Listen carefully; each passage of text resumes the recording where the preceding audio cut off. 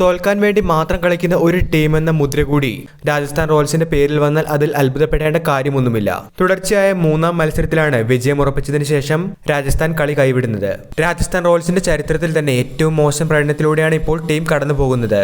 RCBക്കെതിരായ നിർണായക മത്സരത്തിൽ തോൽവി ഏറ്റുവാങ്ങിയതോടുകൂടി ടീമിന്റെ പ്ലേ ഓഫ് സാധ്യതകളും ഏറെക്കുറെ അവസാനിച്ചിരിക്കുക തന്നെയാണ്. ഇന്നലെ നടന്ന RCB രാജസ്ഥാൻ മത്സരത്തിന്റെ ഒരു അനാലിസിസിലൂടെയാണ് നമ്മൾ ഈ വീഡിയോയിലൂടെ കടന്നു പോകുന്നത്. വീഡിയോയിലേക്ക് കടക്കും മുൻപേ ആദ്യമായാണ് നിങ്ങൾ ഈ ചാനൽ കാണുന്നതെങ്കിൽ ഏറ്റവും പുതിയ ക്രിക്കറ്റ് അപ്ഡേറ്റുകൾക്കായി ചാനൽ ഇപ്പോൾ തന്നെ മറക്കാതെ സബ്സ്ക്രൈബ് ചെയ്തു വെച്ചേക്കുക. ജയിക്കാൻ യാതൊരു ഇന്റൻഷനുമില്ലാതെ ബാറ്റ് വീശുന്ന താരങ്ങൾ, ഡഗ്ഔട്ടിൽ പേജുകളോളം ടാക്ടിക്സുമായി കോച്ച് രാഹുൽ ദ്രാവിഡ്. എന്നിട്ട് പ്രധാന മത്സരങ്ങൾ, നിർണായക മത്സരങ്ങൾ ടീമിനെ വിജയിക്കാനായി സാധിക്കുന്നില്ല. തീർച്ചയായിട്ടും തോൽക്കാൻ വേണ്ടി മാത്രം കളിക്കുന്ന ടീമാണോ രാജസ്ഥാൻ എന്നുവരെ നമുക്ക് തോന്നിപ്പോയിട്ടുണ്ട്. ബാംഗ്ലൂരുവിനെതിരെ 5 വിക്കറ്റ് കയ്യിലിരിക്കെ ജയിക്കാൻ 12 ബോളിൽ 18 റൺസ് മതിയാഞ്ഞിട്ടും തോൽവി സമ്മതിക്കുകയായിരുന്നു രാജസ്ഥാൻ. ചിന്നസ്വാമിയിൽ ആദ്യം ബാറ്റ് ചെയ്ത RCB നിശ്ചിത 20 ഓവറിൽ 5 വിക്കറ്റിന് 205 റൺസാണ് നേടിയത്.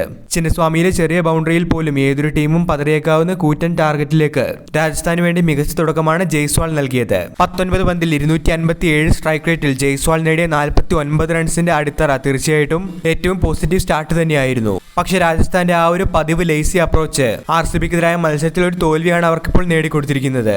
5.5 ഓവറിൽ 72 റൺസായിരുന്നു രാജസ്ഥാൻ ഉണ്ടായിരുന്നത്. ശേഷം നിതീഷ് റാണ ഏകദിന ശൈലിയിലേക്ക് പോയപ്പോൾ റിയാൻ പരാഗിന്റെ വേഗത്തിലുള്ള ഇന്നിംഗ്സ് തീർച്ചയായിട്ടും രാജസ്ഥാന് മുന്നോട്ടുള്ള ഇന്ധനമായി മാറുകയായിരുന്നു. അങ്ങനെ 8 ഓവറിന് ശേഷം അനായാസം 100 റൺസ് കടന്നപ്പോൾ തീർച്ചയായിട്ടും രാജസ്ഥാൻ ആരാധകർക്ക് വിജയപ്രതീക്ഷ ഉണ്ടായിരുന്നു. 7 വിക്കറ്റുകൾ കയ്യിലിരിക്കെ 48 പന്തിൽ 78 റൺസ് മാത്രം വേണ്ട ഒരു സാഹചര്യത്തിൽ നിന്നും, അതേപോലെ 5 വിക്കറ്റ് കയ്യിലിരിക്കെ 12 ബോളിൽ 18 റൺസ് മാത്രം വിജയിക്കാൻ വേണ്ട സാഹചര്യത്തിലും ഒരു ടീമിന് ഈ ഒരു മത്സരം ഫിനിഷ് ചെയ്യാനായി സാധിച്ചില്ല എങ്കിൽ തീർച്ചയായിട്ടും രാജസ്ഥാൻ റോയൽസ് ഇവിടെ ചിന്തിക്കേണ്ടിയിരിക്കുന്നു. ജോസ് ബട്ട്ലറെ പോലെയുള്ള ഒരു മാച്ച് വിന്നറെ കൈവിട്ടുകൊണ്ട് ധ്രുവ് ജുറലിനെയും ഷിംറോൺ ഹിറ്റ്മറിനെയും ടീം നിലനിർത്തിയതും ട്രെന്റ് ബോൾട്ടിനെ പോലെയുള്ള ഉജ്ജ്വല താരങ്ങളെ ടീം വിട്ടുകളഞ്ഞതും ഉൾപ്പെടെ ഈ സീസണിൽ രാജസ്ഥാൻ റോയൽസിന് തുടക്കം മുതൽ തന്നെ പിഴയ്ക്കുകയായിരുന്നു. തുടർച്ചയായ മൂന്നാം മത്സരം തന്നെയാണ് വിജയം ഉറപ്പിച്ചതിന് ശേഷം ഇപ്പോൾ രാജസ്ഥാൻ റോയൽസ് വിട്ടുകളഞ്ഞിരിക്കുന്നത്. എന്തായാലും രാജസ്ഥാൻ റോയൽസ് ഒരിക്കൽ കൂടി നിരാശപ്പെടുത്തിയപ്പോൾ തീർച്ചയായിട്ടും മലയാളി താരം സഞ്ജു സാംസനെ സംബന്ധിച്ച് ഇത് ഒരു മറക്കാൻ ആഗ്രഹിക്കുന്ന IPL സീസൺ കൂടിയായി മാറിയിട്ടുണ്ട്. വീഡിയോ അവസാനിക്കുന്നു. പുതിയ ക്രിക്കറ്റ് അപ്ഡേറ്റുകൾക്കായി ചാനൽ ഇപ്പോൾ തന്നെ മറക്കാതെ സബ്സ്ക്രൈബ് ചെയ്തു വെച്ചേക്കുക.